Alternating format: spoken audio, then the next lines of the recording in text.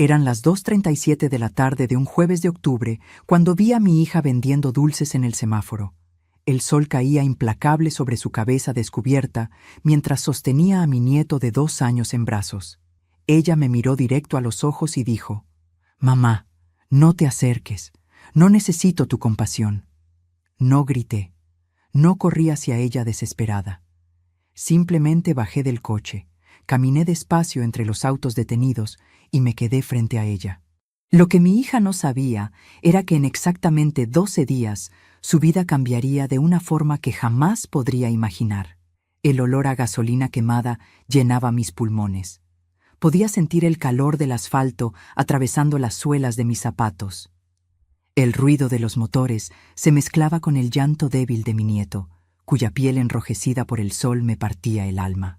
Mi boca se había secado completamente, con ese sabor amargo del miedo que sube desde el estómago. Pude ver las ojeras profundas bajo los ojos de mi Lucía, ese tono gris en su piel que antes brillaba. Sus manos temblaban al sostener la caja de chicles. «¿Dónde están las joyas que te di?», pregunté, manteniendo mi voz firme. Eran las esmeraldas de mi abuela, las perlas que heredé de mi madre, el collar de oro que recibí el día de mi matrimonio. Lucía bajó la mirada. Pude ver cómo sus labios se agrietaban cuando habló. «Mi suegra las robó todas, mamá. Me acusó de venderlas yo misma. Roberto me creyó a ella, no a mí. Me echó de casa hace 3 semanas». El semáforo cambió a verde. Los conductores comenzaron a tocar las bocinas. Alguien gritó que nos quitáramos del camino, pero yo permanecí allí, sintiendo cómo el sudor corría por mi espalda, escuchando la respiración agitada de mi nieto, viendo las lágrimas que mi hija se negaba a derramar. «Sube al coche», dije con una calma que no sentía. «Nunca más pasarás por esto». Pero déjame reformularlo. Para entender cómo mi hija terminó en ese cruce, vendiendo dulces bajo un sol de 38 grados con mi nieto enfermo en brazos, necesito llevarte 6 años atrás, al día en que conoció a Roberto Sandoval. Eran las 7:15 de la noche de un sábado cuando Lucía llegó a casa flotando, literalmente flotando. Sus pies apenas tocaban el suelo de la cocina donde yo preparaba la cena. El aroma del guiso de lentejas llenaba la casa, ese mismo guiso que había preparado todos los sábados durante 35 años. Pude ver en sus ojos ese brillo peligroso, ese brillo que solo aparece cuando una mujer se enamora del hombre equivocado. «Mamá, conocí a alguien especial», me dijo, dejando caer su bolso de tela sobre la mesa. Yo seguí revolviendo las lentejas, sintiendo el calor del vapor en mi cara. No miré hacia ella todavía. Algo en mi estómago se contrajo. «¿Cómo se llama?», pregunté, aunque una parte de mí no quería saber. Roberto Sandoval. Tiene 32 años, trabaja en una importadora de autos». «Mamá, es diferente a todos». Lo que Lucía no sabía entonces era que Roberto Sandoval ya estaba casado. Bueno, técnicamente separado, según él. Pero su esposa, una mujer llamada Daniela Méndez, todavía vivía en la casa que compartían. Todavía usaba su apellido. Todavía esperaba que él volviera. Yo descubrí esto una semana después, cuando investigué por mi cuenta. Llamé a una amiga que trabajaba en el registro civil. Le di el nombre completo. Ella me devolvió la información en 2 días. Roberto Sandoval Fuentes, casado desde hace 8 años con Daniela Méndez Rojas. 2 hijas. Una casa en Las Palmas. ¿Sabes qué fue lo peor? Cuando confronté a Lucía con esta información, ella me miró con una frialdad que nunca había visto en sus ojos. Me dijo textualmente: «Mamá, te estás metiendo en mi vida. Roberto ya me explicó todo. Su matrimonio está muerto. Solo es un papel». Ese fue el primer momento en que perdí a mi hija. No físicamente, pero sí emocionalmente. Fue como ver cómo una niebla espesa la envolvía y la alejaba de mí, metro a metro, hasta que ya no pude alcanzarla. Respiré profundamente, lista para finalmente decirle toda la verdad sobre Roberto. Pero entonces entró él por la puerta principal, como si esta fuera su casa, como si tuviera derecho. Traía flores en la mano. Rosas rojas, 24 exactamente. El tipo de regalo que los hombres dan cuando están comprando algo más que amor. Señora Patricia, dijo con esa sonrisa que aprendí a odiar. Qué gusto verla. Mantuve la cabeza en alto. Sonreí educadamente. Acepté las 2 besas en la mejilla que me dio, aunque mi piel se erizó al sentir su colonia cara mezclada con el olor a cigarro. No allí, no delante de Lucía. Solo cuando esa noche cerré la puerta de mi habitación, cuando nadie podía verme ni escucharme, me permití llorar hasta que me dolió el pecho. Pasaron 3 meses. En esos 3 meses vi cómo Roberto se instalaba en la vida de mi hija como un parásito elegante. Llegaba con regalos, un vestido de Zara, un perfume francés, zapatos de tacón que Lucía nunca se había podido comprar con su salario de maestra. Ella brillaba con cada regalo, sin ver el precio real que estaba pagando. Un martes, eran exactamente las 10:23 de la mañana, recibí una llamada de Daniela Méndez, la esposa, o exesposa, o lo que fuera que Roberto le había hecho creer que era. Señora Patricia, su voz sonaba cansada al teléfono. Necesito hablar con usted sobre Roberto y su hija. Nos encontramos en una cafetería del centro. Eran las 3:00 de la tarde de ese mismo martes. Daniela llegó con fotografías, muchas fotografías. Roberto con sus 2 hijas en el parque. Roberto en la cena de Navidad familiar. Roberto firmando documentos bancarios apenas 2 semanas antes. Roberto durmiendo en la misma cama matrimonial que supuestamente había abandonado. El café que pedí se enfrió en la taza mientras Daniela hablaba. Pude saborear la amargura en mi boca, aunque no había probado ni un sorbo. El sonido de las cucharas golpeando las tazas a nuestro alrededor se sentía lejano. Mis manos temblaban al sostener las fotografías. Podía oler el perfume suave de Daniela, algo floral y triste. Él hace esto, me explicó Daniela, con una calma que solo da el dolor repetido. Cada 2 o 3 años encuentra a alguien nueva. Le dice que estamos separados. Le promete matrimonio. Les compra cosas. Y cuando se cansa, vuelve. Siempre vuelve. ¿Por qué me lo estás contando?, pregunté, aunque ya sabía la respuesta. Porque esta vez es diferente. Esta vez está hablando de pedirle matrimonio a su hija. Y eso significa que va a destruirla cuando termine el juego. Pero ya hablaré de eso. Lo que necesitas entender primero es quién era yo. ¿Quién era Patricia Ramírez antes de convertirme en la mujer que encontró a su hija vendiendo dulces en un semáforo? Porque esa mujer, la que sostiene esta historia en sus manos agrietadas, no nació valiente. Tuvo que aprenderlo. Nací en una casa donde el silencio era más común que las palabras. Mi padre trabajaba en la construcción durante 14 horas diarias. Mi madre limpiaba casas ajenas porque la nuestra nunca fue suficiente. Aprendí desde los 7 años que las mujeres como nosotras no teníamos derecho a soñar. Teníamos derecho a sobrevivir. Cuando tenía 23 años conocí a Marcos, el padre de Lucía. Él también era un hombre simple. Trabajaba como mecánico en un taller pequeño que olía permanentemente a aceite quemado y metal. Sus manos siempre estaban manchadas de grasa, sin importar cuánto las lavara. Pero esas manos me sostuvieron durante 31 años de matrimonio. Me sostuvieron cuando nació Lucía. Me sostuvieron cuando mi madre murió. Me sostuvieron hasta el día en que su corazón dejó de latir, un martes a las 4:17 de la madrugada, en la cama que compartíamos. Las joyas que le di a Lucía eran todo lo que me quedaba de mi historia. La pulsera de esmeraldas perteneció a mi abuela Rosa, quien la usó el día que se casó en 1943. El collar de perlas fue el regalo de mi madre en mi quinceañera, comprado con 6 meses de ahorro. El anillo de oro con rubí me lo dio Marcos en nuestro 20º aniversario, después de guardar dinero durante 2 años completos. Cada una de esas piezas tenía un nombre, una fecha, una historia que respiraba. Cuando le entregué ese cofre de madera a Lucía, 3 días antes de su boda con Roberto, le dije: «Estas joyas han sobrevivido guerras, pobrezas y pérdidas. Cuídalas como yo las cuidé, porque el día que las necesites, te salvarán». Ella besó mi mejilla. Me prometió que las mantendría seguras. Me prometió que las pasaría a sus hijos.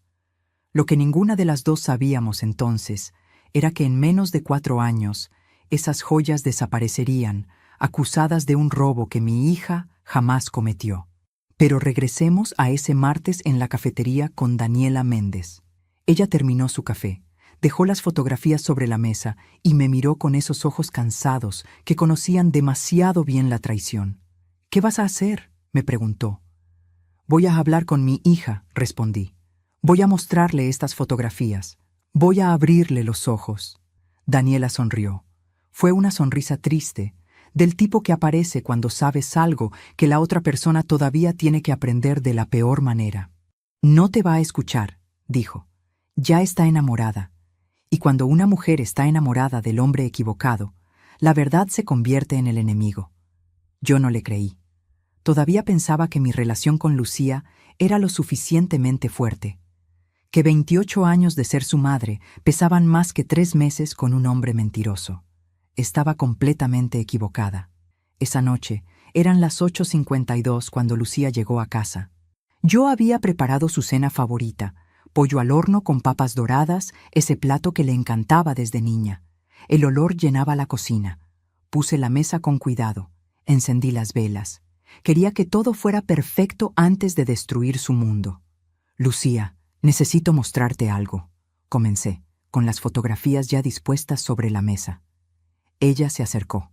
Vi el momento exacto en que sus ojos reconocieron a Roberto en las imágenes. El momento en que vio la fecha impresa en la esquina, 2 semanas atrás. El momento en que entendió que todo era una mentira. Respiré profundamente, lista para finalmente abrazarla, para consolarla, para decirle que estaría bien. Pero entonces su teléfono sonó. «Roberto». Ella contestó sin pensarlo. «Mi amor, estoy con mi mamá». «Sí, ya voy para allá». Cuando colgó, me miró con una expresión que jamás olvidaré. No era tristeza, no era confusión, era frialdad pura. «Roberto ya me explicó todo esto», dijo, empujando las fotografías hacia mí como si fueran basura. «Daniela está obsesionada con él. Manipula fechas en las fotos. Ha estado acosándolo durante meses». «Lucía, hay 47 fotografías aquí, diferentes fechas, diferentes lugares. ¿Todas son falsas?». Roberto no me mentiría. Esas 4 palabras cayeron sobre la mesa, rebotaron contra los platos que había preparado con tanto cuidado. Recorrieron las paredes donde colgaban las fotos de Lucía desde bebé. Subieron por las escaleras donde le había enseñado a caminar, a leer, a ser fuerte. Y no significaron nada. Lucía tomó su bolso y caminó hacia la puerta. Se detuvo en el umbral sin voltear a mirarme. «Mamá, si sigues intentando separarnos, voy a tener que alejarme de ti. Roberto es mi futuro. Tú eres mi pasado». La puerta se cerró. El sonido resonó en la casa vacía. Me quedé allí, sentada frente a la cena que se enfriaba, sintiendo cómo las lágrimas finalmente brotaban. El silencio era tan denso que podía escuchar el reloj de la cocina marcando cada segundo. Tic, tic, tic. ¿Sabes qué fue lo peor? Que una parte de mí sabía que Daniela tenía razón, que había perdido a mi hija, que el hombre que dormía en su cama ahora tenía más poder sobre ella que la mujer que la trajo al mundo. Pasaron 6 semanas sin que Lucía me hablara. 6 semanas en las que mi teléfono permanecía mudo sobre la mesa de noche. 6 semanas contando los días, las horas, los minutos de silencio. Hasta que un viernes, a las 11:37 de la mañana, recibí una invitación por correo. Papel blanco elegante, letras doradas en relieve. Roberto Sandoval y Lucía Ramírez tienen el honor de invitarle a su matrimonio. La fecha estaba marcada, 14 de febrero, el día de San Valentín. Qué romántico, qué calculado, qué perfectamente manipulado. Llamé a Lucía esa misma tarde. Ella contestó al 5º tono. «¿Vas a venir a mi boda?», preguntó, sin saludar siquiera. «Lucía, todavía hay tiempo. Podemos hablar, podemos...». «¿Vas a venir sí o no?». Cerré los ojos. Sentí el peso de todas las palabras que quería decirle. que estaba cometiendo el peor error de su vida, que Roberto la destruiría, que aún estaba a tiempo de escapar. Pero las palabras se quedaron atrapadas en mi garganta, ardiendo como ácido. Sí, dije finalmente, voy a estar allí. Bien, necesito que me prestes dinero para el vestido. Roberto está teniendo problemas con su empresa, algo temporal. Y allí estaba, la primera señal de lo que vendría. El primer indicio de que Roberto Sandoval no solo era un mentiroso, era un manipulador financiero. Un hombre que ya estaba preparando a mi hija para convertirla en su fuente de ingresos. Le presté 12,000 pesos para el vestido. Dinero que había ahorrado durante 3 años vendiendo pasteles los fines de semana. Dinero que pensaba usar para arreglar el techo de mi casa, que goteaba cada vez que llovía. Lucía tomó el dinero, me dio las gracias y colgó. No hubo te quiero. No hubo gracias por siempre estar ahí.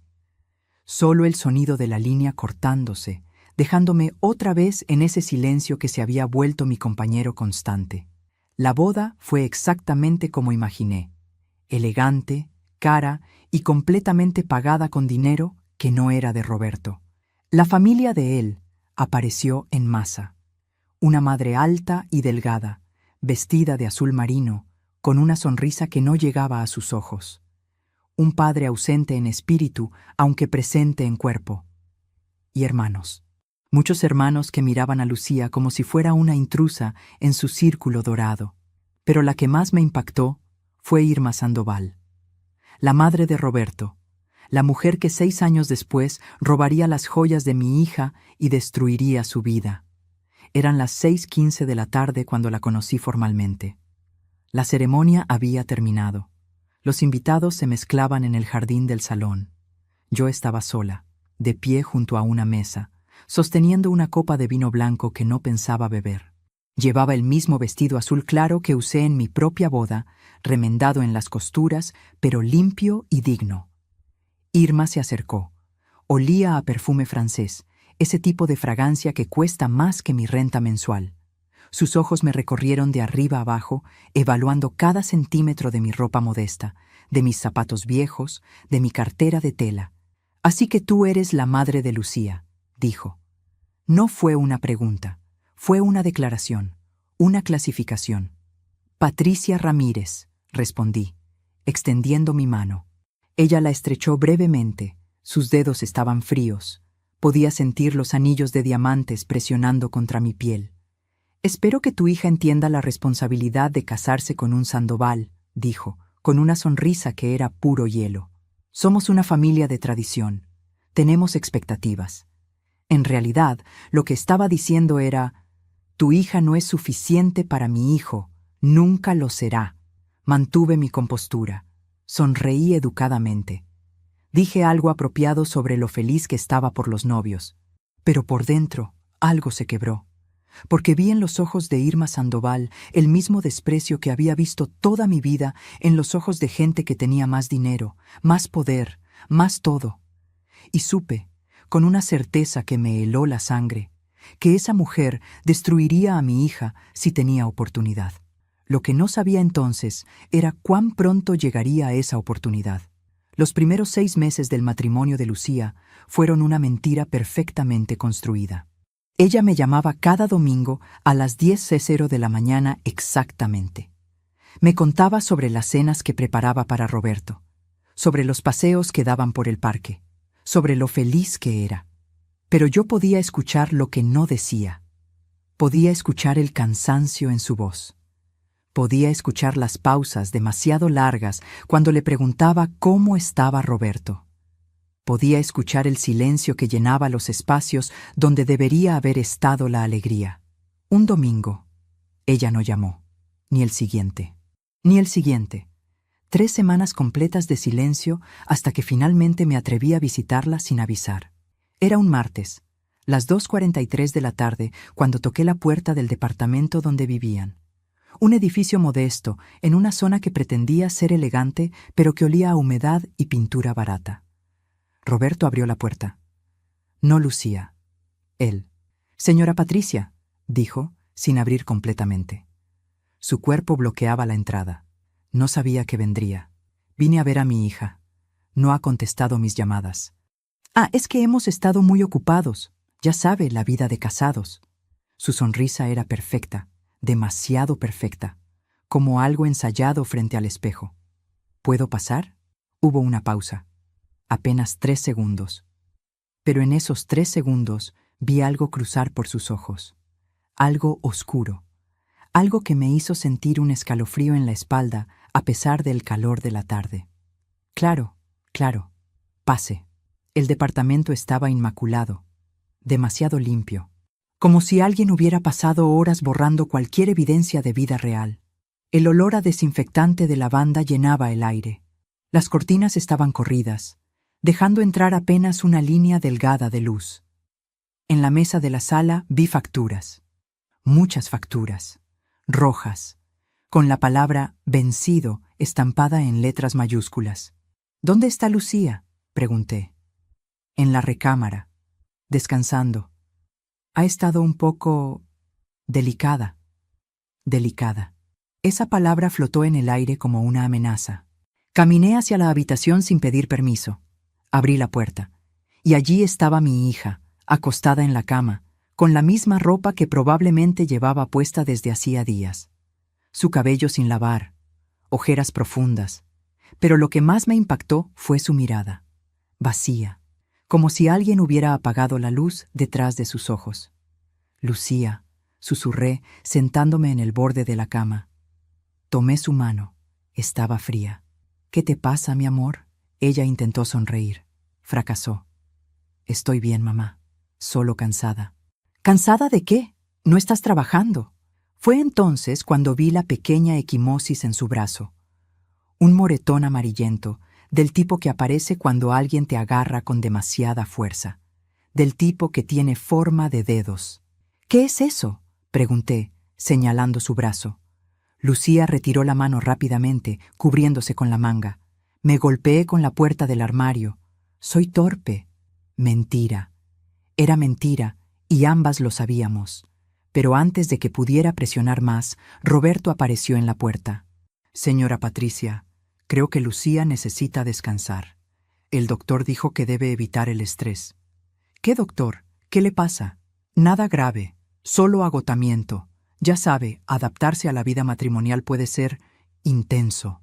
La forma en que dijo intenso hizo que mi estómago se retorciera. Quise gritar. Quise tomar a mi hija y sacarla de ese departamento oscuro que olía a desesperación disfrazada de normalidad. Pero entonces Lucía habló.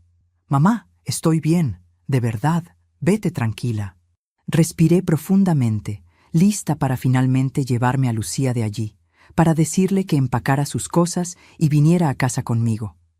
Pero entonces Roberto puso su mano sobre el hombro de mi hija. Un gesto que para cualquier observador parecía cariñoso. Para mí fue una advertencia, una marca de propiedad. Y Lucía se encogió bajo ese toque. Me fui de ese departamento con el corazón destrozado y 3 certezas. Mi hija estaba en peligro. Roberto era más que un mentiroso, y yo no tenía absolutamente ningún poder para salvarla si ella no quería ser salvada. ¿También te ha pasado esto? ¿Haber visto a alguien que amas destruirse lentamente y no poder hacer nada? Comparte tu historia en los comentarios. Necesito saber que no estoy sola en esto. 2 meses después, un jueves a las 9:17 de la noche, Lucía apareció en mi puerta. Estaba lloviendo. Ella estaba empapada, temblando, con una pequeña maleta en la mano. «Mamá», fue todo lo que dijo antes de desplomarse en mis brazos. La llevé adentro.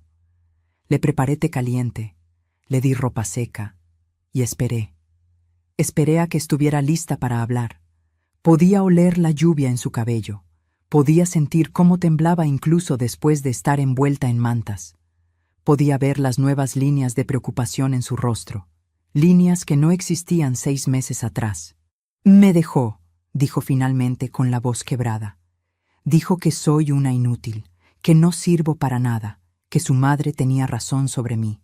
¿Qué tiene que ver Irma en esto? Ella vive con nosotros ahora, desde hace 3 semanas, Roberto perdió su trabajo y no podíamos pagar la renta.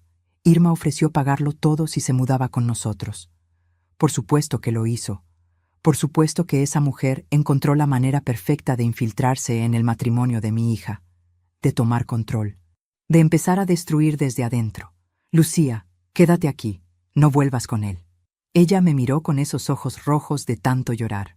Por un momento, solo por un momento, pensé que diría que sí, que se quedaría, que finalmente había visto la verdad. No puedo, mamá. Lo amo. 4 palabras. 4 palabras que sellaron su destino. Esa noche dormí mal. Podía escuchar a Lucía llorando en la habitación de al lado, ese llanto silencioso que intentas ocultar bajo la almohada. El tipo de llanto que conoces cuando has perdido algo que creías que era para siempre. A las 6:32 de la mañana siguiente, un viernes, Roberto tocó mi puerta. Traía flores, rosas rojas otra vez. Y esa sonrisa, esa maldita sonrisa que había perfeccionado para conseguir lo que quería. Señora Patricia, vine a buscar a mi esposa. Tuvimos una pequeña discusión. Nada serio. Ya sabe cómo son las parejas. No es una pequeña discusión cuando tu hija llega empapada y destrozada a medianoche, respondí, manteniendo la puerta apenas abierta. Lucía exagera. Es muy sensible, muy emocional. Mi madre y yo estamos ayudándola a ser más fuerte. Fuerte. Como si romper a alguien fuera lo mismo que fortalecerlo. Lucía bajó las escaleras en ese momento. Llevaba la misma maleta con la que había llegado. Se había maquillado para cubrir las ojeras. Se había peinado. Se había puesto la máscara que las mujeres aprenden a usar cuando necesitan fingir que todo está bien. Mamá, gracias por todo. Ya hablé con Roberto. Vamos a estar bien. Lucía, no tienes que... Adiós, mamá. Se fue. Caminó hacia el coche de Roberto. Entró. Se alejó. Y yo me quedé allí, en el umbral de mi casa, viendo cómo el coche desaparecía en la esquina, sintiendo cómo la lluvia de la noche anterior había dejado ese olor a tierra mojada, escuchando cómo los pájaros comenzaban su canto matutino, ajenos al dolor que me partía el pecho. Solo faltaban 11 días para que todo cambiara, pero todavía no lo sabía. Pasaron 4 meses sin noticias de Lucía. 4 meses en los que cada llamada que hacía iba directo al buzón de voz. 4 meses en los que los mensajes que enviaba quedaban sin respuesta. 4 meses de silencio que dolían más que cualquier grito. Hasta que un día, un martes a las 3:21 de la tarde, recibí una llamada de un número desconocido. ¿Señora Patricia Ramírez? Sí, ¿quién habla? Soy la doctora Mendoza del Hospital General. Su hija Lucía está aquí. Tuvo un accidente. Necesitamos que venga. El mundo se detuvo.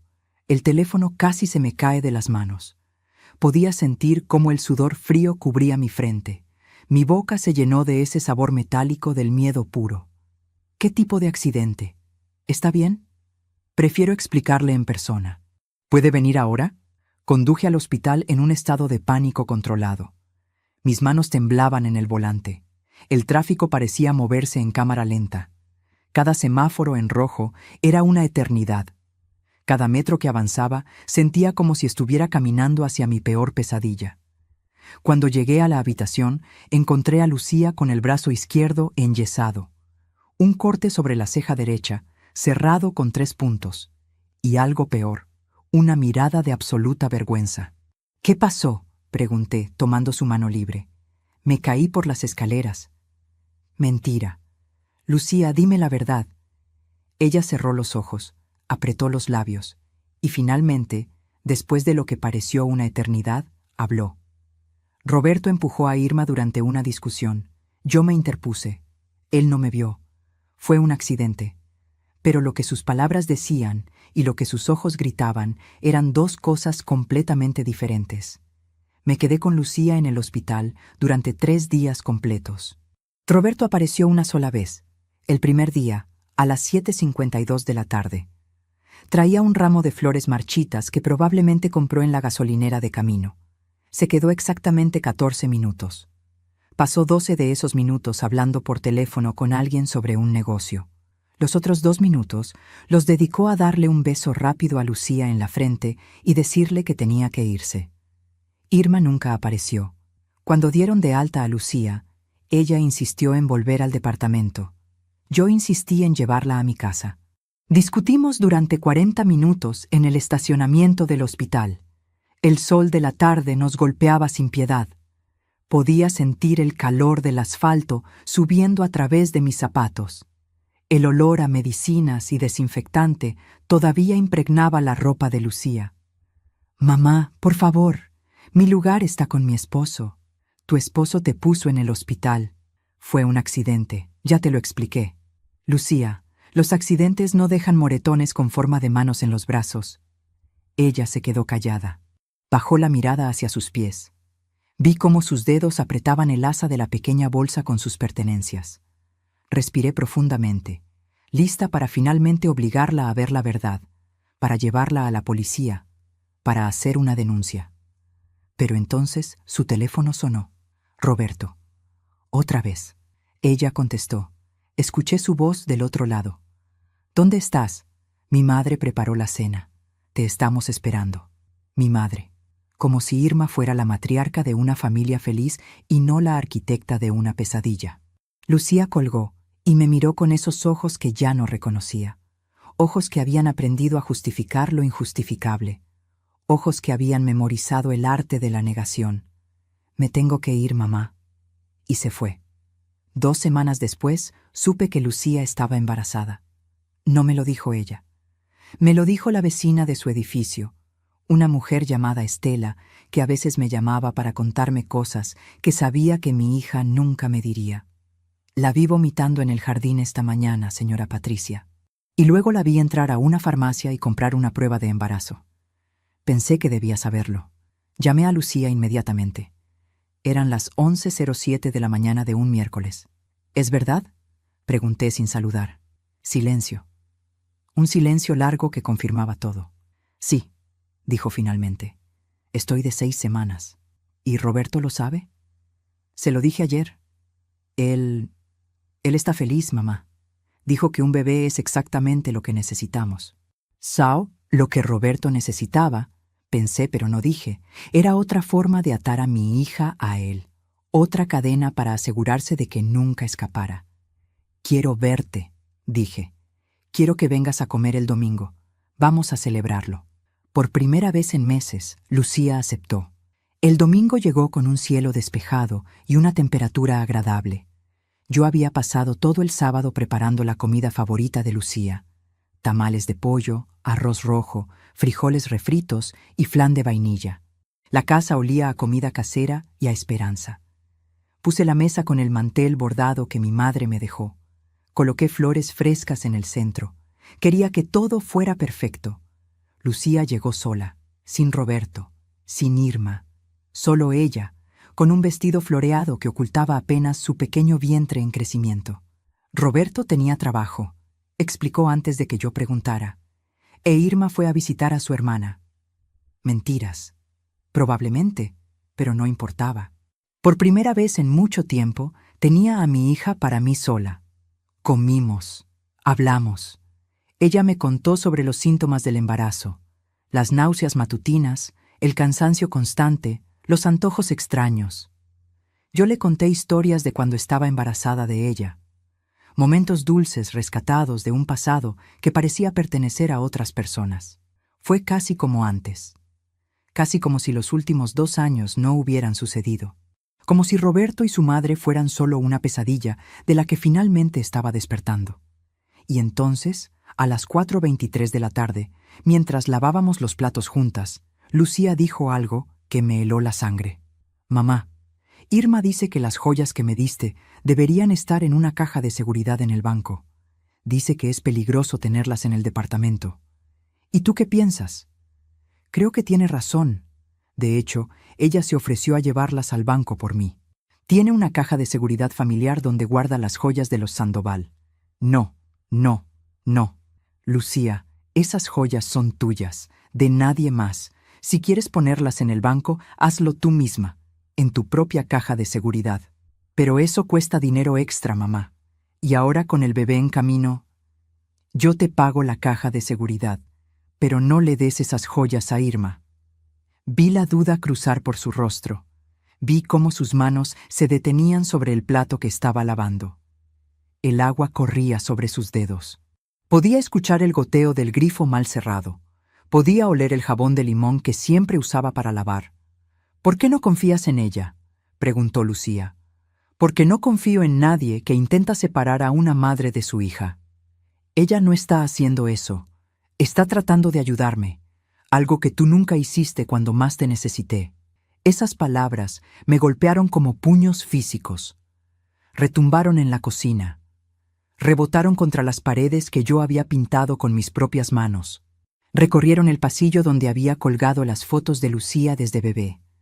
Subieron las escaleras que había limpiado durante 30 años.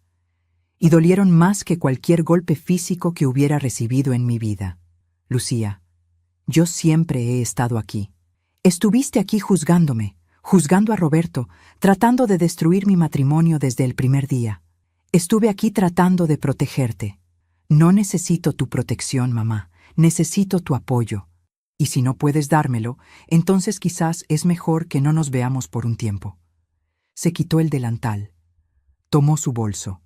Caminó hacia la puerta con esa dignidad prestada que había aprendido de la familia Sandoval. Esa frialdad que no era suya pero que había adoptado como armadura. «Gracias por la comida», dijo sin voltear a mirarme. Y se fue. Me quedé en esa cocina llena de platos a medio lavar y comida sobrante que había preparado con tanto amor. Las lágrimas vinieron, silenciosas, calientes, imparables. Me dejé caer en una silla y lloré hasta que no me quedaron más lágrimas. ¿Sabes qué fue lo peor? Que sabía exactamente lo que iba a pasar. Sabía que Irma tomaría esas joyas. Sabía que las usaría para controlar a mi hija. Sabía que este era solo el principio de algo mucho peor. Y no podía hacer absolutamente nada para detenerlo. Solo faltaban 9 días para el momento que cambiaría todo. Pero todavía no había llegado. 3 meses después, Lucía dio a luz a un niño, Santiago. Pesó 2 kilos. Tenía los ojos de mi hija y la boca de su padre.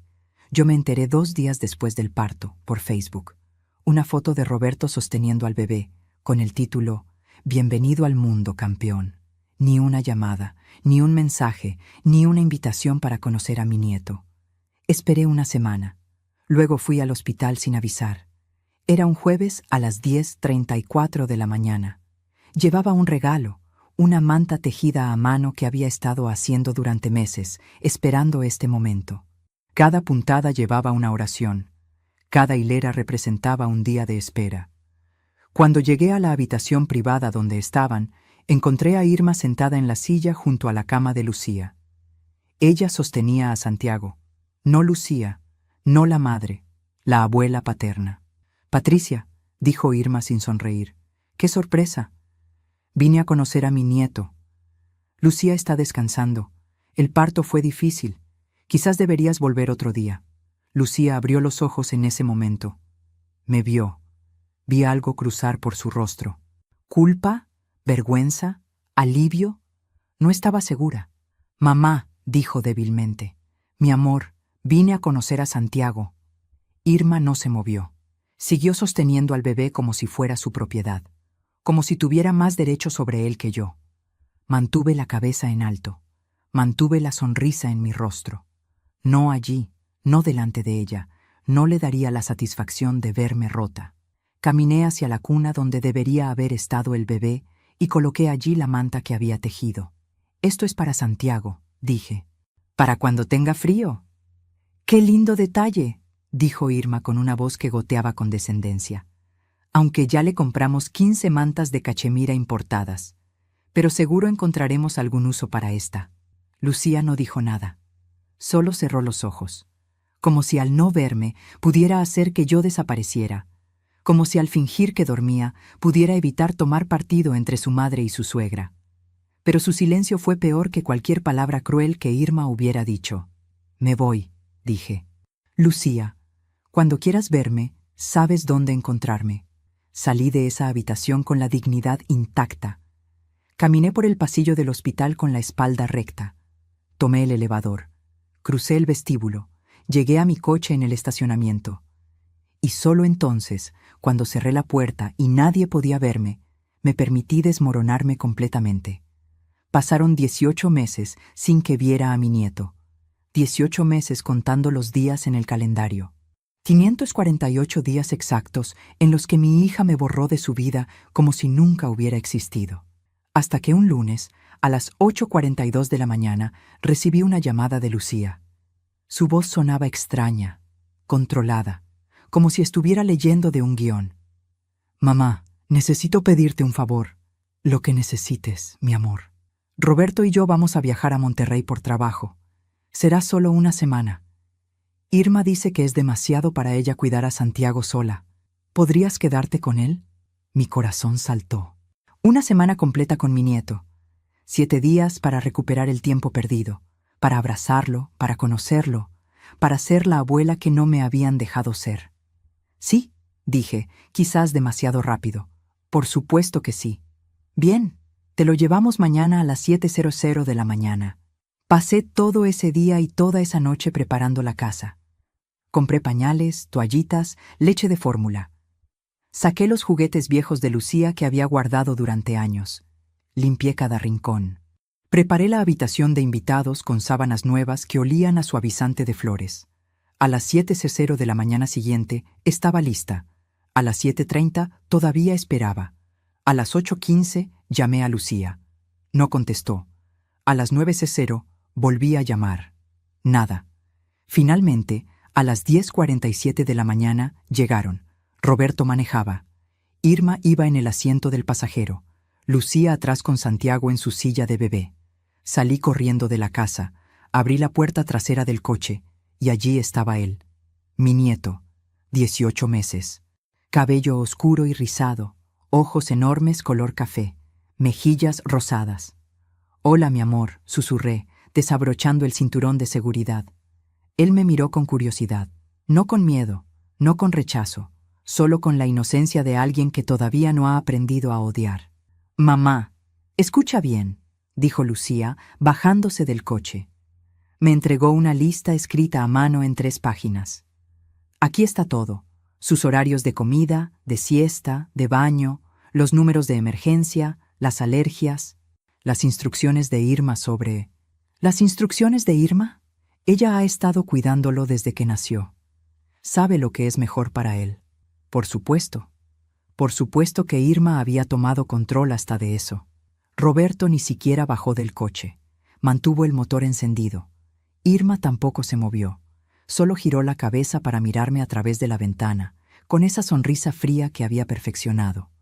«Una semana, mamá. Volvemos el próximo martes», dijo Lucía, dándome un beso rápido en la mejilla. «Cuídalo bien». Y se fueron, dejándome allí con Santiago en brazos y el corazón latiéndome tan fuerte que pensé que se me saldría del pecho. Esa semana fue la más feliz que había tenido en años.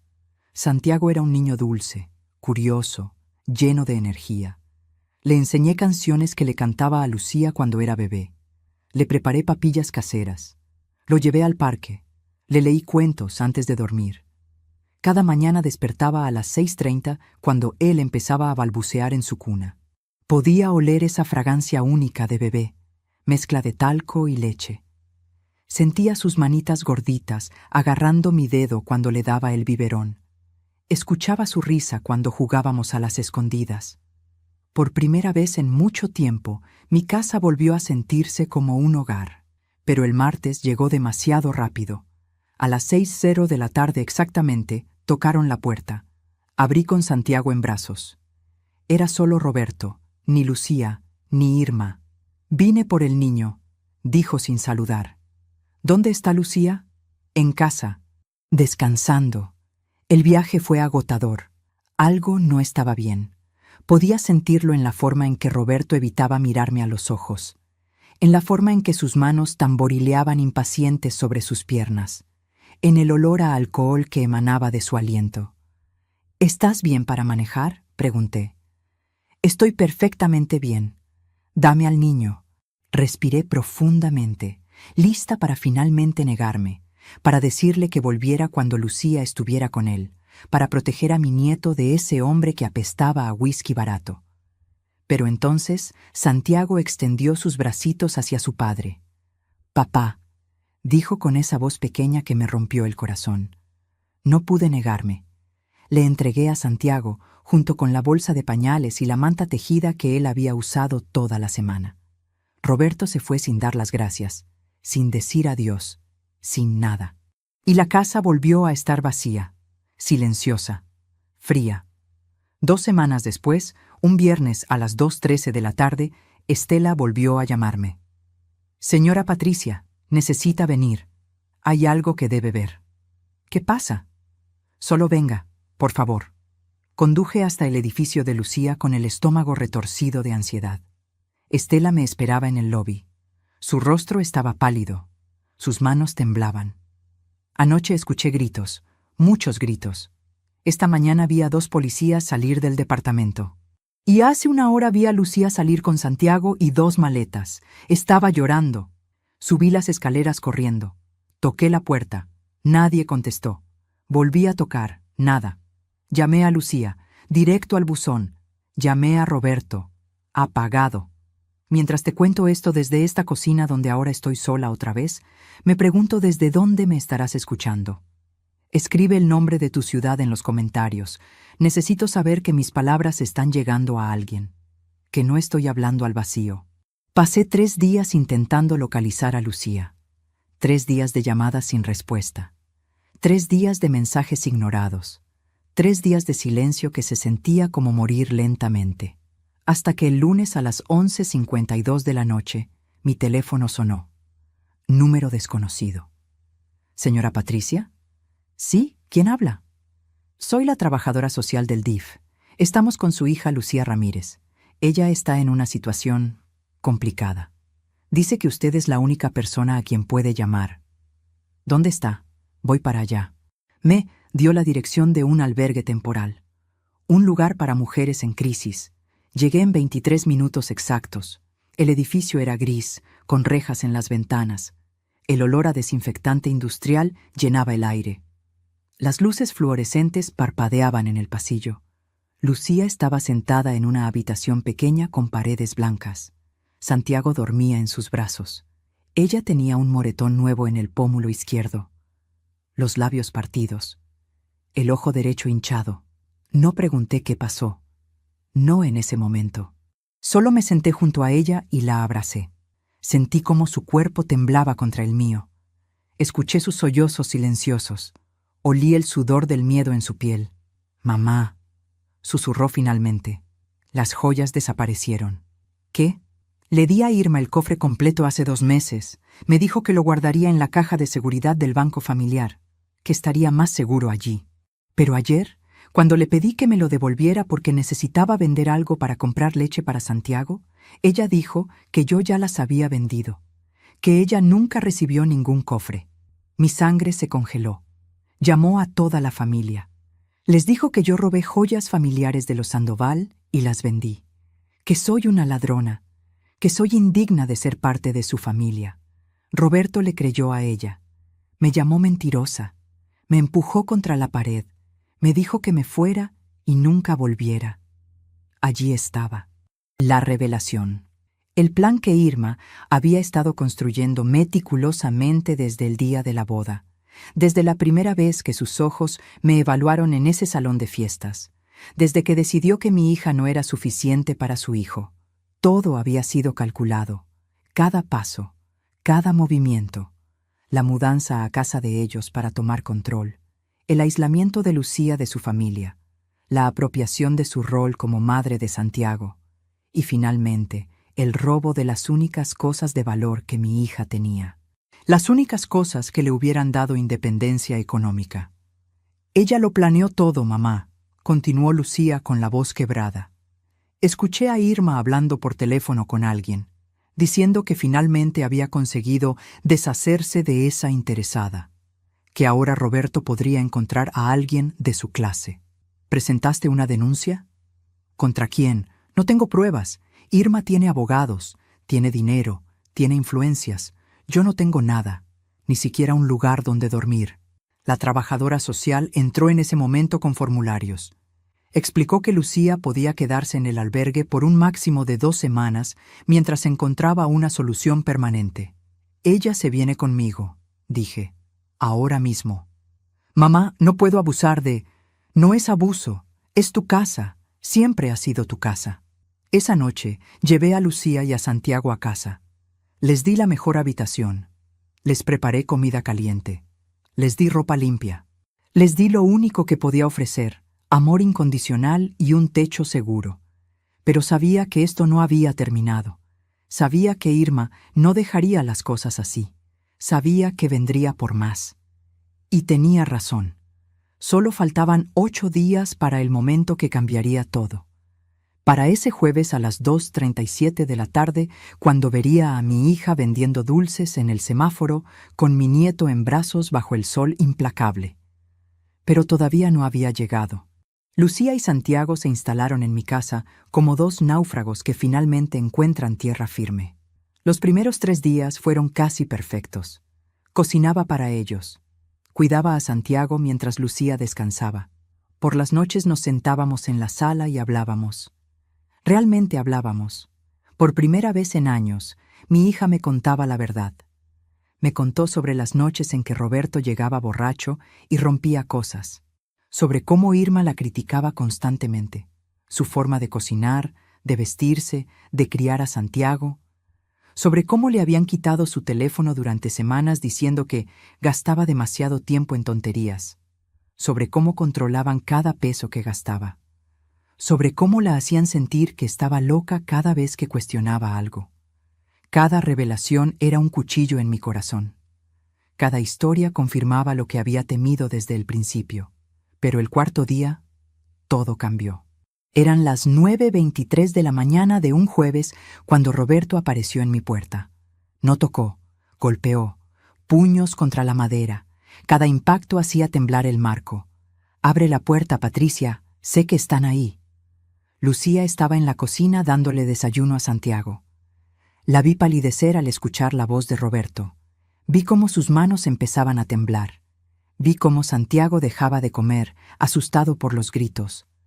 «No abras, mamá», susurró. «Tengo que hacerlo o derribará la puerta». Abrí.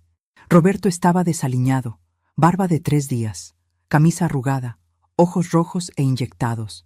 El olor a alcohol era tan fuerte que me hizo retroceder. «Vengo por mi hijo», dijo, intentando entrar. Bloqueé la puerta con mi cuerpo. «No estás en condiciones de llevarte a nadie. Ese es mi hijo. Lucía no tiene derecho a secuestrarlo». Lucía no secuestró a nadie. Ella es su madre. Tiene todo el derecho. Ella es una ladrona. Mi madre tiene pruebas. Va a presentar cargos. Va a quitarle la custodia. Ese niño vendrá conmigo de todas formas. ¿Sabes qué fue lo peor? La sonrisa que apareció en su rostro cuando dijo eso. Una sonrisa de victoria anticipada, como si ya hubiera ganado. «Roberto, vete. Cuando estés sobrio podemos hablar». Él dio un paso adelante. Yo no me moví.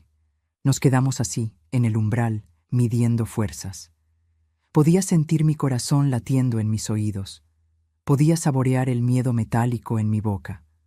Podía ver la locura bailando detrás de sus ojos. «Esto no se va a quedar así», dijo finalmente, retrocediendo. «Mi madre tiene abogados, buenos abogados. Van a destruir a Lucía en los tribunales. Y cuando termine, no solo perderá a Santiago, perderá todo». Se fue, pero sus palabras quedaron flotando en el aire como humo tóxico. Esa tarde, a las 3:47, recibimos la primera carta del abogado de Irma.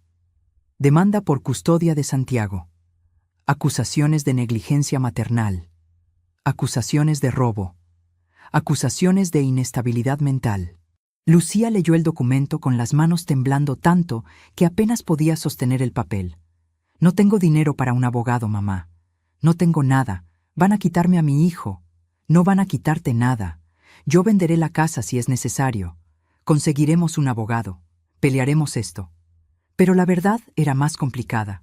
Consulté con 3 abogados esa misma semana. Los 3 me dijeron lo mismo. Sin pruebas de que Irma robó las joyas, sin evidencia documentada del abuso de Roberto, Con los Sandoval teniendo recursos económicos superiores, las probabilidades estaban en nuestra contra. El mejor abogado que encontré cobraba 85,000 pesos por adelantado. Yo tenía 23,000 pesos en ahorros. Mi pensión era de 4,500 pesos mensuales. La casa valía quizás 800,000 pesos, pero venderla tomaría meses. ¿Y Lucía? Lucía no tenía absolutamente nada, ni trabajo, ni ahorros. Ni siquiera identificación porque Roberto se la había quitado hacía meses, diciendo que la guardaría en un lugar seguro. Pasaron 5 días buscando opciones. 5 días de llamadas a oficinas de ayuda legal, 5 días de puertas cerradas y respuestas negativas. Hasta que el quinto día, un martes a las 11:34 de la mañana, Lucía me dijo algo que me partió el alma.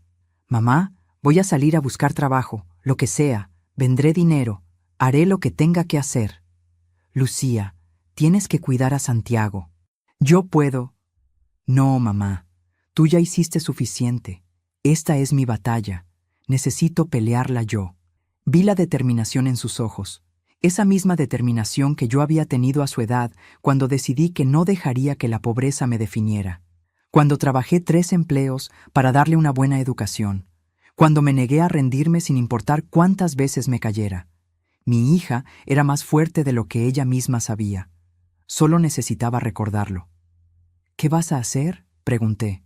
«Hay una mujer en el mercado que vende dulces. Dice que puedo comprarle cajas al mayoreo y revenderlas. No es mucho, pero es algo». Así comenzó. Así mi hija se convirtió en vendedora ambulante. Compraba cajas de chicles, dulces y chocolates en la mañana.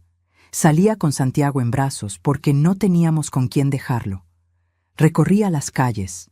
Tocaba las ventanas de los coches en los semáforos. Los primeros días yo iba con ella. La acompañaba. Cargaba a Santiago cuando ella se cansaba. Pero después de 3 días me dijo que no podía conmigo allí. «Me haces sentir más débil, mamá. Necesito hacer esto sola. Necesito demostrarme a mí misma que puedo». Entonces la dejaba ir sola cada mañana. A las 8:00 salía con Santiago en un cargador de tela, con una bolsa llena de dulces, con una botella de agua y una gorra para protegerlos del sol. Volvía a las 6:00 de la tarde, exhausta, con los pies hinchados, con la piel quemada, pero con dinero. 200 pesos un día, 350 otro, 180 el siguiente. Cada peso que ganaba lo guardábamos en un frasco de vidrio. Estábamos juntando para el abogado, para la batalla que se avecinaba.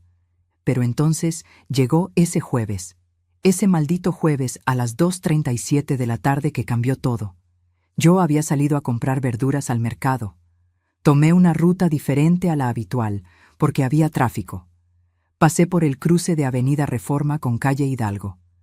El semáforo se puso en rojo, y allí estaba ella, mi hija, Lucía, caminando entre los coches detenidos, ofreciendo chicles a los conductores, con Santiago en brazos, mi nieto de 2 años con la piel enrojecida por el sol, sudando, llorando débilmente.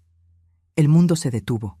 Podía ver cómo los otros conductores la ignoraban, cómo subían las ventanas cuando ella se acercaba, cómo apartaban la mirada como si ella fuera invisible, como si mi hija, mi hermosa e inteligente hija que había sido maestra, que había tenido sueños, que había tenido futuro, fuera menos que humana.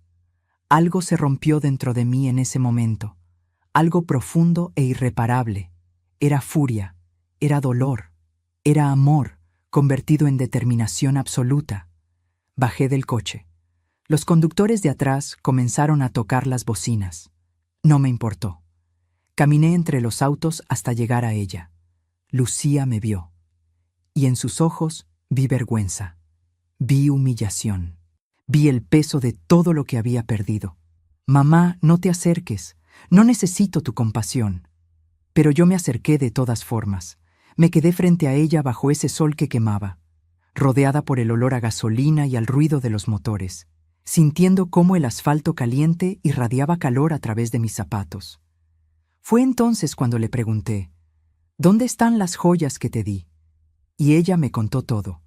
Lo que ya te dije al principio, sobre Irma, sobre el robo, sobre Roberto creyéndole a su madre, sobre ser expulsada. El semáforo cambió a verde. Los conductores gritaban. Alguien nos insultó, pero yo permanecí allí, firme, inquebrantable. Sube al coche, le dije. Nunca más pasarás por esto. Ella me miró con lágrimas que se negaba a derramar en público, con esa dignidad que había aprendido de mí, con esa fuerza que corría en nuestra sangre. ¿Qué vas a hacer, mamá? Voy a hacer lo que debía hacer desde el principio. Voy a pelear. Y esta vez, voy a ganar. La llevé a casa. Bañé a Santiago. Le di agua fresca. Le puse crema en las quemaduras del sol. Preparé comida. Y mientras hacía todo eso, mi mente trabajaba, pensaba, planificaba, calculando cada movimiento. Esa noche, después de que Lucía y Santiago se durmieron, saqué mi teléfono. Busqué el número que había guardado hacía más de un año. El número de Daniela Méndez, la primera esposa de Roberto, la mujer que me había advertido. Marqué. Eran las 11:47 de la noche. Ella contestó al tercer tono. «Señora Patricia, Daniela, necesito tu ayuda. Necesito todo lo que tengas sobre Roberto y su madre. Fotografías, documentos, testimonios, todo». Hubo una pausa. Podía escuchar su respiración al otro lado de la línea. Podía imaginar la sonrisa triste apareciendo en su rostro. «Sabía que algún día llamarías», dijo. «Tengo exactamente lo que necesitas. Roberto le hizo lo mismo a otras 2 mujeres después de mí. Todas tenemos archivos, todas estamos listas para testificar. ¿Por qué no hicieron nada antes? Porque teníamos miedo, porque estábamos solas, porque pensábamos que nadie nos creería». Su voz se quebró ligeramente. «Pero si tú vas a pelear, Patricia, nosotras pelearemos contigo. Ya basta de que los Sandoval destruyan vidas sin consecuencias». Quedamos de vernos al día siguiente. Eran las 11:52 cuando colgué. Me quedé sentada en la oscuridad de mi cocina, escuchando el reloj marcar los segundos, sintiendo cómo algo cambiaba dentro de mí. Había pasado 2 años tratando de proteger a mi hija con advertencias, con palabras, con preocupación. Pero las palabras ya no eran suficientes. Mañana sería el día en que comenzaría una guerra contra una familia que pensaba que el dinero y las influencias los hacían intocables. Una guerra contra un sistema que protegía a los abusadores y castigaba a las víctimas. Una guerra que pensaban que una mujer de 61 años, con pensión modesta y casa pequeña, jamás podría ganar. No sabían con quién se estaban metiendo. No sabían que las mujeres como yo, que sobrevivimos a la pobreza, que criamos hijas solas, que enterramos a nuestros esposos y seguimos adelante, somos invencibles cuando protegemos a los nuestros. No sabían que estaban a punto de enfrentar a una madre que ya no tenía nada que perder. Y eso, descubrirían pronto, era lo más peligroso de todo. Habían pasado exactamente 12 días desde ese jueves en el semáforo. 12 días en los que trabajé en silencio. 12 días en los que Lucía no tenía idea de lo que estaba planeando. Me reuní con Daniela el viernes a las 13:00 de la tarde, en la misma cafetería donde nos habíamos visto años atrás. Pero esta vez no vino sola. Trajo a 2 mujeres más. Marcela, 34 años. Roberto la conoció 3 años después de casarse con Lucía. Le prometió que se divorciaría. Le robó 150,000 pesos diciendo que era para invertir en un negocio juntos. Nunca vio ese dinero de nuevo. Andrea, 29 años. La conoció hace un año en un gimnasio. Misma historia, mismo patrón, misma mentira sobre estar separado. Ella había perdido 80,000 pesos y las escrituras de un terreno que heredó de su padre. Todas tenían documentos, mensajes de texto, correos electrónicos, transferencias bancarias, fotografías, un archivo completo de evidencia que Roberto pensó que había enterrado cuando terminó con cada una de ellas. «Pero hay más», dijo Daniela, sacando una carpeta gruesa. «Investigué a Irma. Tiene un historial. Hace 15 años fue acusada de fraude por una de sus empleadas domésticas. La mujer decía que Irma le robó joyas familiares y la acusó a ella del robo. El caso se cerró porque la empleada no pudo pagar un abogado y Irma tenía influencias. Mi sangre hirvió. El mismo patrón, la misma táctica. Irma había hecho esto antes y salido impune. ¿Qué pasó con la empleada?, pregunté. La deportaron. Era inmigrante, sin papeles, sin voz, sin justicia. Pasé el fin de semana organizando toda la información, creando una línea de tiempo, conectando los puntos.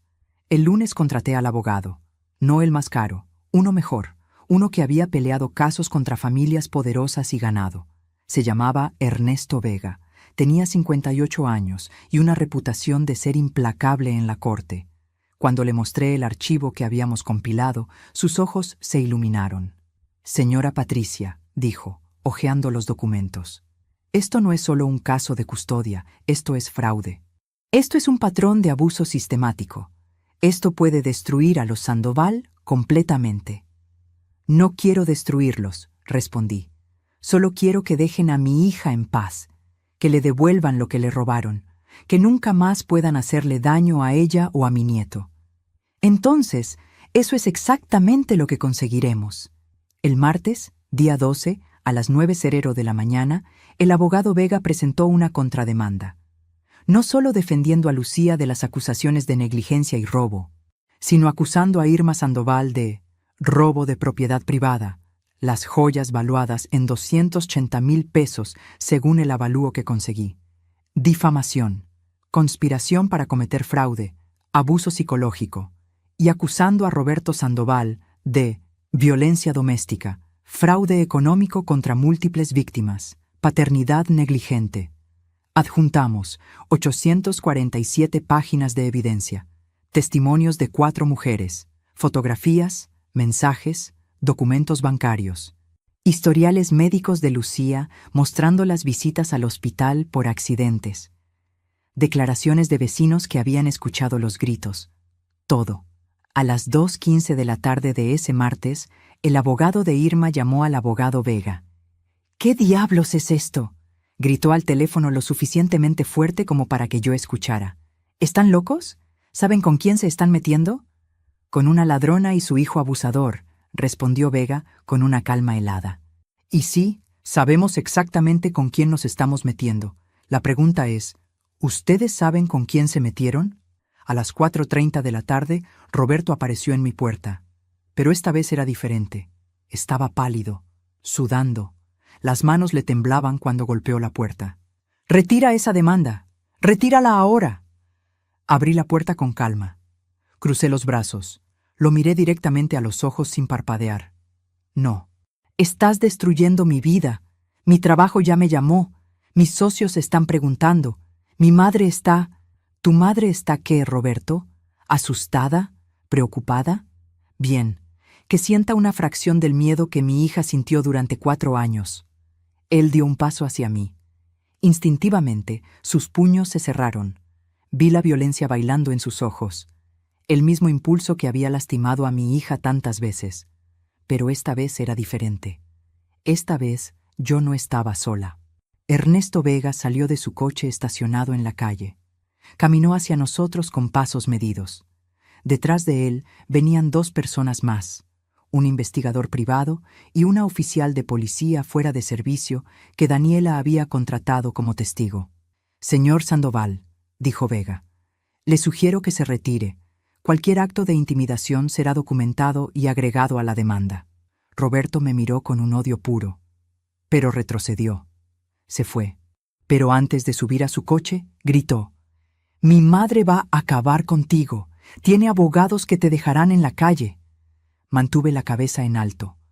No le di la satisfacción de verme temblar. Esperé hasta que su coche desapareció en la esquina. Solo entonces cerré la puerta. Caminé a mi habitación y me permití exhalar todo el miedo que había estado conteniendo. Lucía había estado escuchando todo desde la cocina. Salió con Santiago en brazos. Sus ojos estaban llenos de lágrimas. «Mamá, ¿qué hiciste?». «Lo que debía hacer hace 4 años. Peleé. Van a destruirnos. Tienen dinero. Tienen poder. Nosotras no tenemos nada». La tomé de los hombros. La miré directamente a los ojos. Esos ojos que había visto nacer, que había visto crecer, que había visto romperse, y ahora vería sanar. Tenemos la verdad, y esta vez, la verdad será suficiente. Esa noche Lucía y yo nos sentamos a la mesa de la cocina. Le mostré todo, cada documento, cada testimonio, cada pieza de evidencia que habíamos recopilado. Vi cómo sus ojos se abrían más con cada página, cómo su expresión pasaba de miedo a sorpresa a algo que no había visto en años. Esperanza. Hay otras mujeres, susurró. No estoy sola. Nunca estuviste sola. Solo te hicieron creer que sí.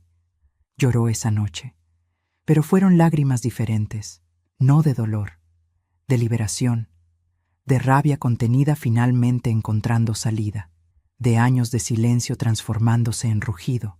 A las 8:47 de la noche sonó mi teléfono. Número desconocido. Contesté. Señora Patricia Ramírez. Era una voz de mujer, fría, controlada, peligrosa. Irma. ¿Qué quieres? Quiero que entiendas algo. Yo destruyo gente como tú antes del desayuno. Tengo abogados que cobran más en una hora de lo que tú ganas en un año. Tengo contactos en el gobierno, en los juzgados, en todas partes. Si sigues con esta farsa, no solo perderás este caso, perderás todo, tu casa, tu pensión, tu dignidad. Sentí el veneno en sus palabras, el odio, el desprecio, pero también sentí algo más, miedo. Ella tenía miedo. Por primera vez, Irma Sandoval estaba asustada. Ya perdí mi dignidad, Irma. La perdí cada vez que vi a mi hija volver a ti después de que tu hijo la golpeara. La perdí cuando tuve que recogerla de un hospital. La perdí cuando la encontré vendiendo dulces en la calle con mi nieto enfermo bajo el sol. No tengo nada más que perder. Pero tú sí. ¿Me estás amenazando? No. Te estoy prometiendo. El jueves a las 10:00 de la mañana nos vemos en la corte. Y allí, frente al juez, vas a tener que explicar dónde están las joyas que robaste. Vas a tener que explicar el patrón de abuso. Vas a tener que mirar a los ojos a todas las mujeres que destruiste y responder por cada una. Colgué. Las manos me temblaban. El corazón me latía tan fuerte que podía sentirlo en la garganta. Pero por primera vez en años, no era de miedo. Era de poder. El poder de finalmente, estar del lado correcto de la justicia. Los días antes de la audiencia fueron un torbellino. Daniela, Marcela y Andrea vinieron a casa el miércoles por la noche para preparar sus testimonios. Las 4 nos sentamos en mi sala. 5 mujeres que Roberto y su madre habían intentado quebrar. 5 mujeres que se negaban a permanecer rotas. Lucía preparó café. El aroma llenaba la casa, mezclándose con el olor a nerviosismo que todas emanábamos. Podía escuchar cómo las tazas tintineaban ligeramente en sus manos temblorosas. Podía ver las lágrimas que se secaban antes de caer. Podía sentir la electricidad de la anticipación en el aire. ¿Realmente creen que esto funcionará?, preguntó Marcela. Irma tiene 3 abogados, nosotras tenemos 1. Nosotras tenemos algo mejor que abogados caros, dije.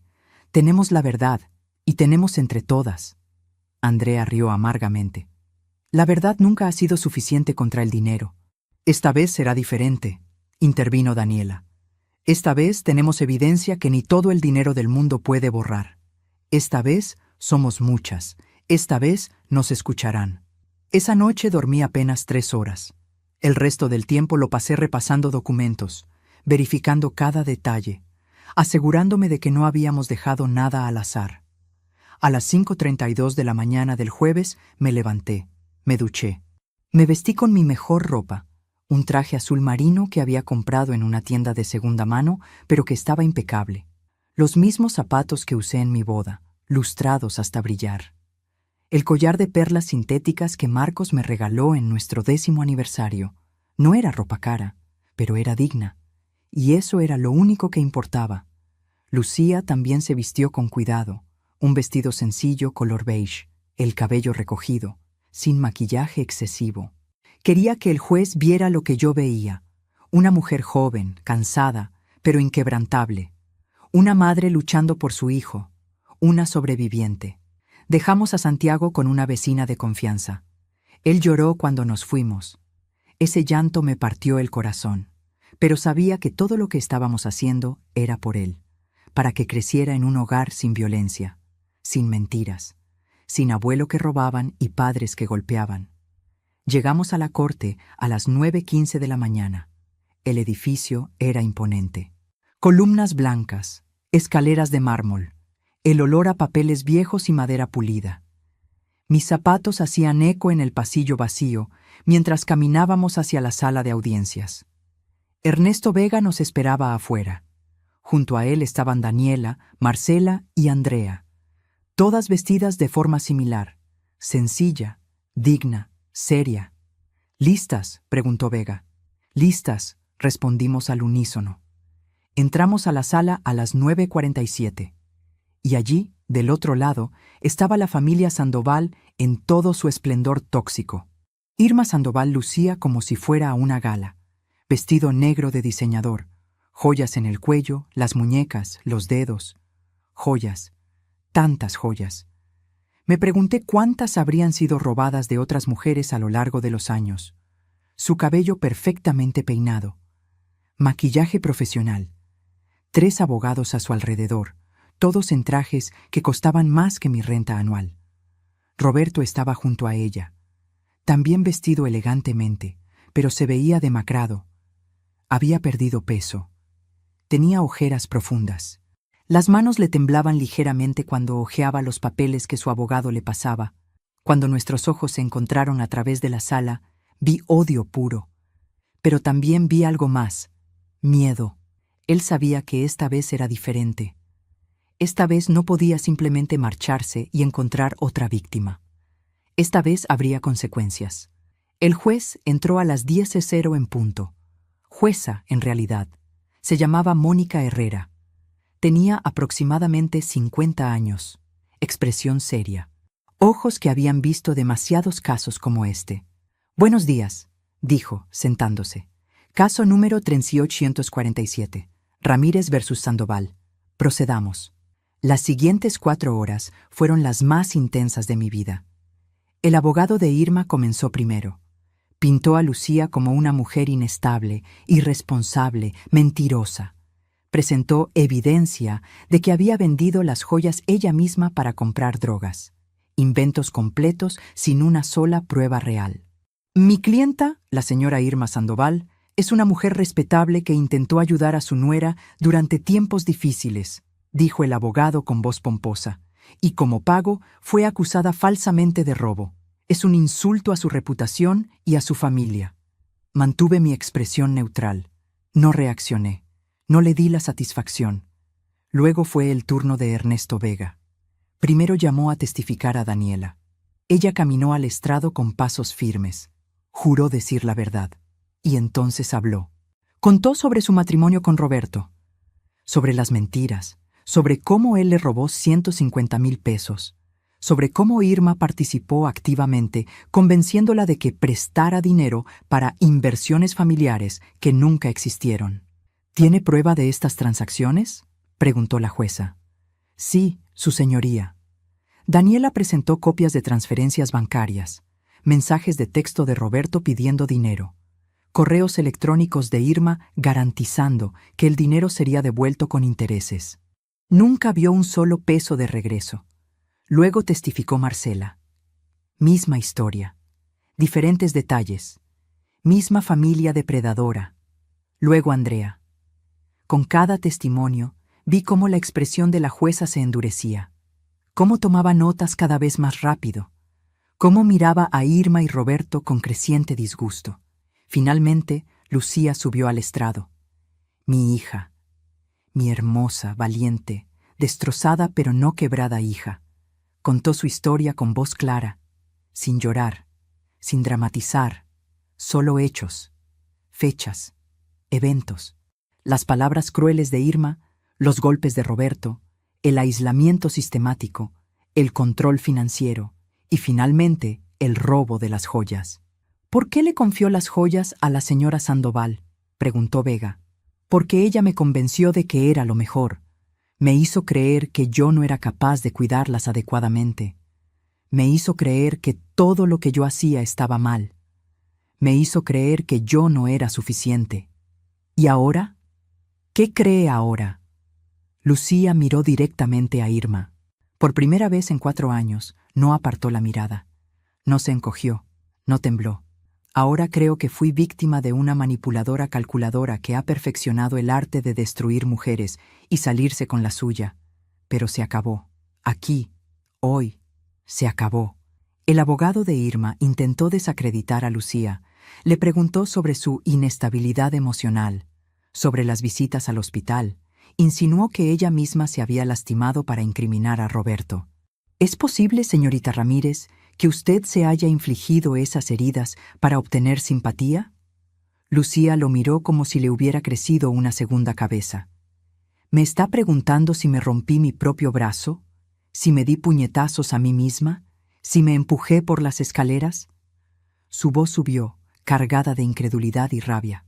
No, mi esposo hizo eso. Su cliente lo permitió. Y ustedes están aquí tratando de hacerme parecer loca por haber sobrevivido. Respiró profundamente, lista para continuar, pero Vega intervino. La testigo ya respondió la pregunta, su señoría. Finalmente llamaron a Roberto al estrado. Él subió con esa confianza ensayada, esa sonrisa practicada, pero lo vi sudar, lo vi ajustarse la corbata 3 veces en 2 minutos. Lo vi evitar mirar hacia donde estábamos sentadas las 5 mujeres que había intentado destruir. Vega lo destrozó. Señor Sandoval, ¿es cierto que estuvo en una relación con la señorita Marcela Jiménez mientras estaba casado con mi clienta? Eso es, fue un malentendido. Un malentendido que duró 8 meses y le costó a ella 150,000 pesos. Ella me dio ese dinero voluntariamente. ¿Para inversiones que nunca existieron? Las inversiones no funcionaron. Eso pasa en los negocios. ¿Y con Andrea Soto? ¿Esa también fue una inversión que no funcionó? Roberto empezó a desmoronarse. Sus respuestas se volvieron evasivas, contradictorias, obviamente falsas.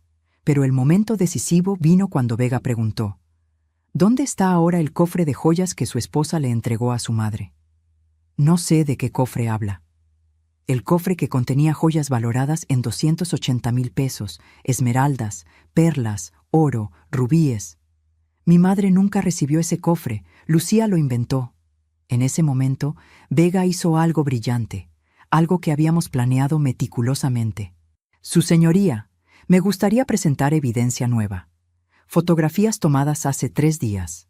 Proyectó en la pantalla de la corte una serie de fotos. Irma Sandoval en una cena benéfica, usando un collar de esmeraldas. Las esmeraldas de mi abuela. Las mismas que yo había fotografiado años atrás cuando se las di a Lucía. Las mismas que habían pasado por 3 generaciones de mi familia.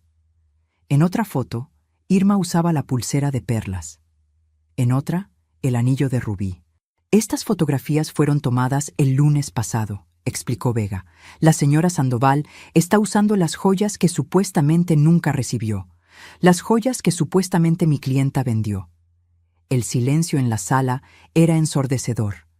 Vi cómo el color abandonaba el rostro de Irma. Vi cómo sus abogados se miraban entre sí con pánico.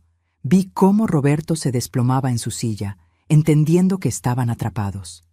La jueza se inclinó hacia adelante. Su voz era hielo puro. Señora Sandoval, acérquese al estrado. Ahora. Irma se levantó lentamente. Por primera vez desde que la conocí, no había confianza en sus movimientos. Caminó hacia el estrado como quien camina hacia el patíbulo. ¿Reconoce estas joyas?, preguntó la jueza, señalando las fotografías proyectadas. Estas son joyas familiares de los Sandoval. Han estado en nuestra familia por... Mentira, interrumpí. No pude contenerme. Me puse de pie. Esas joyas han estado en mi familia por 3 generaciones. Tengo fotografías de mi abuela usándolas en 1943. Tengo el avalúo que hice antes de dárselas a mi hija. Tengo los números de serie grabados en el interior de cada pieza. Señora Ramírez, por favor, comenzó a decir uno de los abogados de Irma. No, mi voz retumbó en la sala. Años de silencio. Años de ver a mi hija sufrir. Años de impotencia finalmente explotando. Ustedes le robaron a mi hija. La acusaron de ladrona para cubrir su propio crimen.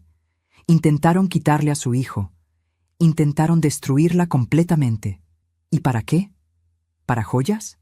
¿Para mantener su imagen de familia perfecta? Las lágrimas finalmente brotaron, no de debilidad, de rabia justa, de dolor transformado en fuerza. Mi hija estuvo vendiendo dulces en la calle con mi nieto de 2 años bajo el sol abrasador, porque ustedes la dejaron sin nada. Sin nada. Mientras usted, señalé a Irma, usaba las joyas robadas para ir a cenas de caridad. La hipocresía es nauseabunda. Orden. La jueza golpeó el mazo. Pero no me llamó al orden a mí. Miró a Irma. Señora Sandoval, le voy a hacer una pregunta directa, y le recuerdo que está bajo juramento.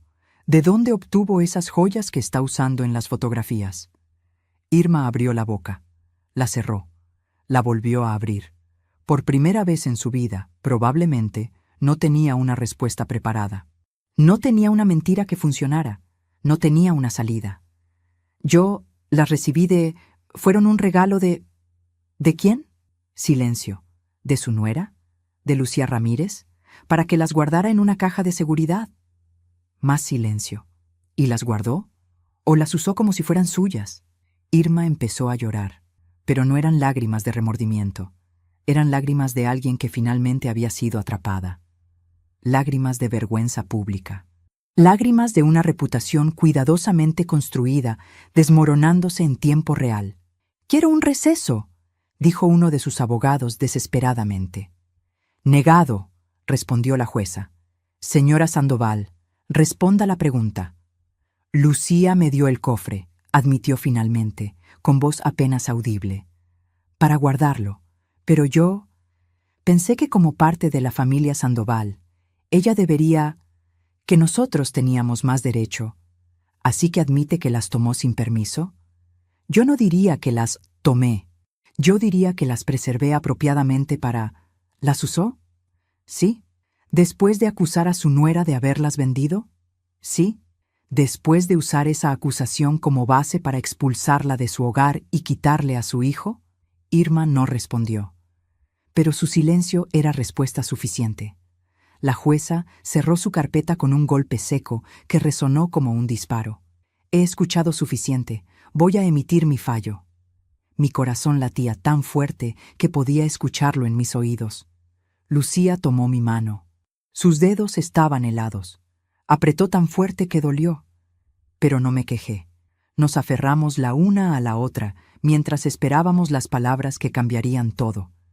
Todavía me pregunto si hice lo correcto al exponer a esta familia públicamente, al arrastrar sus secretos a la luz, al destruir su reputación del mismo modo que intentaron destruir a mi hija. ¿Y tú, qué habrías hecho en mi lugar? ¿Habrías peleado así? ¿O habrías buscado otro camino? Escríbelo en los comentarios. Realmente quiero saber qué piensas. La jueza Mónica Herrera se quitó los lentes. Los limpió lentamente con un paño. Ese gesto simple pareció durar una eternidad. El silencio en la sala era tan denso que podía escuchar la respiración de cada persona presente. Finalmente, habló. En mis 23 años como jueza, he visto muchos casos de abuso familiar. He visto manipulación. He visto violencia. He visto gente usar el sistema legal como arma contra los vulnerables.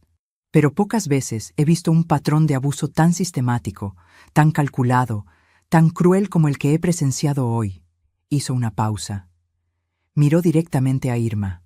Señora Sandoval, usted no solo robó joyas de valor material, robó la dignidad de su nuera, robó su seguridad, robó años de la vida de su nieto que pudieron haber sido pacíficos y felices.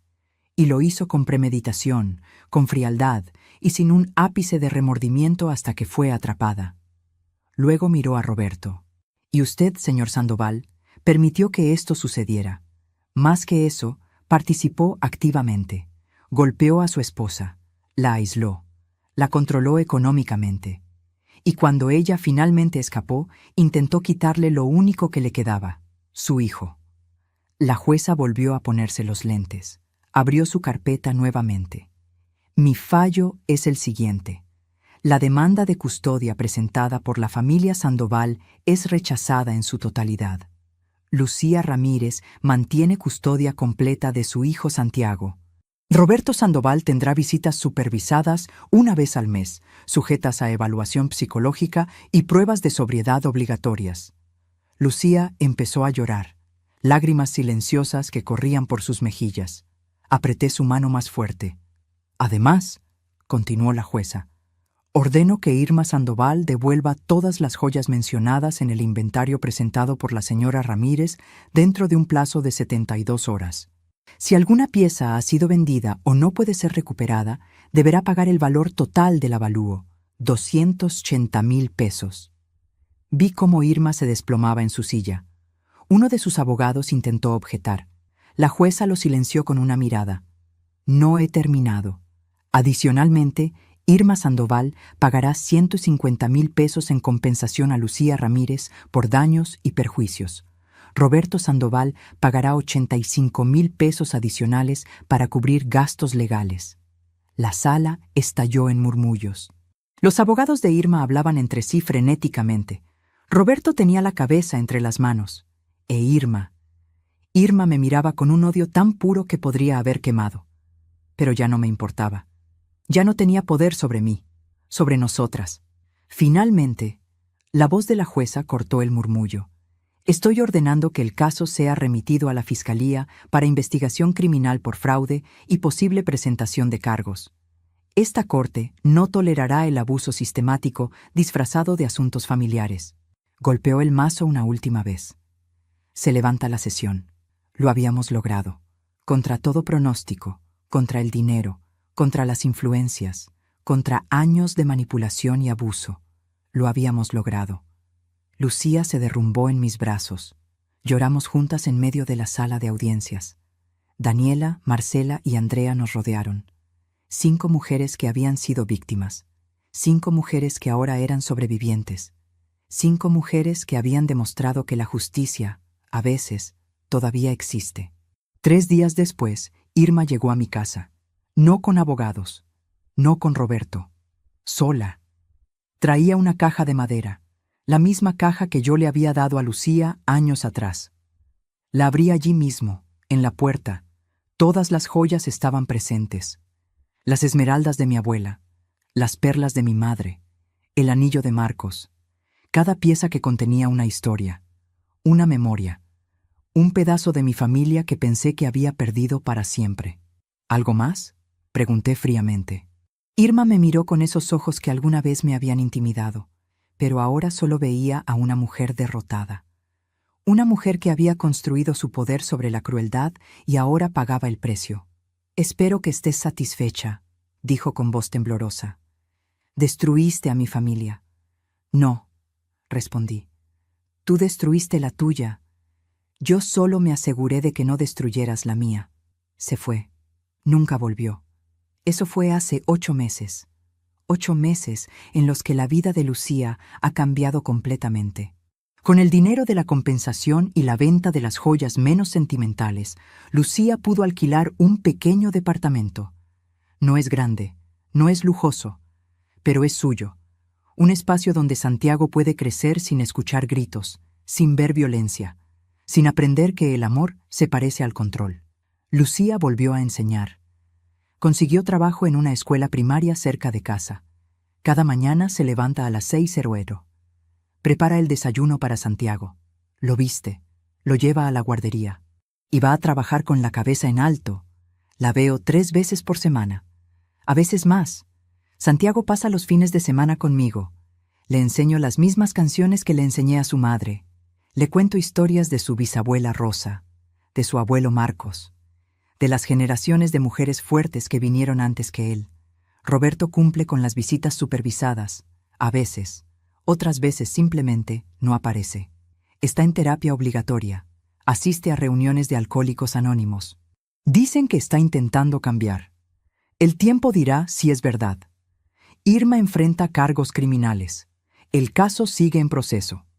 Pero perdió su posición en 3 organizaciones benéficas cuando salió a la luz su historial. Su reputación, esa cosa que valoraba más que la honestidad, quedó destruida. No por mí, por ella misma. Daniela, Marcela y Andrea también siguieron adelante. Presentaron sus propias demandas civiles. Están recuperando algo del dinero que perdieron. Pero más importante que eso, recuperaron su voz, su poder, su convicción de que merecían justicia. Nos reunimos una vez al mes, las 5, comemos juntas, hablamos, reímos, compartimos las victorias pequeñas de reconstruir vidas que fueron demolidas. Nos recordamos mutuamente que sobrevivimos, que somos más fuertes de lo que ellos querían que fuéramos. ¿Valió la pena? ¿Valió la pena la pelea? ¿El estrés? ¿Los meses de incertidumbre? ¿El miedo de que pudiéramos perder? Cada vez que veo a Santiago reír sin miedo, cada vez que Lucía me llama solo para contarme sobre su día, cada vez que veo esa luz volver a sus ojos, esa luz que pensé que había muerto, sé que sí, 1000 veces sí, he aprendido algo en estos 61 años de vida. He aprendido que el silencio protege a los abusadores, que la dignidad no significa aceptar el maltrato, que a veces el amor verdadero se parece a la lucha feroz, no a la aceptación pasiva. He aprendido que las mujeres como nosotras, las que venimos de casas modestas, las que conocemos el sabor del pan duro y el sudor del trabajo honesto, tenemos una fortaleza que el dinero nunca podrá comprar. Una fortaleza forjada en generaciones de sobrevivir, de levantarnos cada vez que nos tiran, de proteger a los nuestros contra todo y contra todos. Eran las 2:37 de la tarde de un jueves cuando vi a mi hija vendiendo dulces en el semáforo, cuando le dije, «Nunca más pasarás por esto». En ese momento no sabía exactamente cómo cumpliría esa promesa. Solo sabía que la cumpliría. Y lo hice. Hoy, 8 meses después, mi hija no vende dulces en semáforos. Enseña a niños a leer, a soñar, a creer que merecen un futuro mejor. Enseña las mismas lecciones que yo le enseñé. Las lecciones que mi madre me enseñó. Las lecciones que atraviesan generaciones de mujeres que se negaron a romperse. Si estás escuchando esto y estás en una situación similar, si alguien te está haciendo sentir pequeña, controlada, sin valor, quiero que sepas algo. Mereces más. Mereces respeto. Mereces seguridad. Mereces amor que no duela. Y si necesitas pelear por eso, pelea. Pelea con cada gramo de fuerza que tienes. Pelea con la verdad como arma. Pelea con otras mujeres a tu lado. Porque cuando nos unimos, cuando nos negamos a permanecer en silencio, cuando nos atrevemos a exigir justicia, somos invencibles. Esta es mi historia. La historia de cómo una mujer de 61 años, con pensión modesta y casa pequeña, se enfrentó a una familia poderosa y ganó. No porque fuera más fuerte, no porque fuera más inteligente, sino porque tenía algo que ellos nunca tuvieron: la verdad, el amor incondicional y la negativa absoluta a dejar que destruyeran a mi hija. Esa tarde en el semáforo cambió todo. El sol caía implacable, el asfalto quemaba, los conductores tocaban las bocinas, pero yo me quedé allí, firme, mirando a los ojos a mi hija, prometiendo que las cosas cambiarían, y cambiaron. Las promesas resonaron en ese cruce, se extendieron por la ciudad que nos vio nacer. Llegaron a una sala de audiencias donde la justicia finalmente prevaleció. Se convirtieron en realidad en un departamento pequeño donde una madre y su hijo duermen seguros. Y esas promesas siguen resonando. En cada mujer que escucha esta historia y decide que ya basta. En cada madre que protege a su hija. En cada abuela que enseña a su nieto que el amor verdadero nunca debe doler. Esto es lo que quiero que recuerdes. Nunca es demasiado tarde para pelear. Nunca eres demasiado vieja, demasiado pobre, demasiado cansada. Cuando proteges a quien amas, encuentras fuerzas que no sabías que tenías. Y esa fuerza nacida del amor y templada por la injusticia, es la fuerza que cambia el mundo. Una familia a la vez, una mujer a la vez, una historia a la vez. Esta fue la mía. ¿Cuál será la tuya?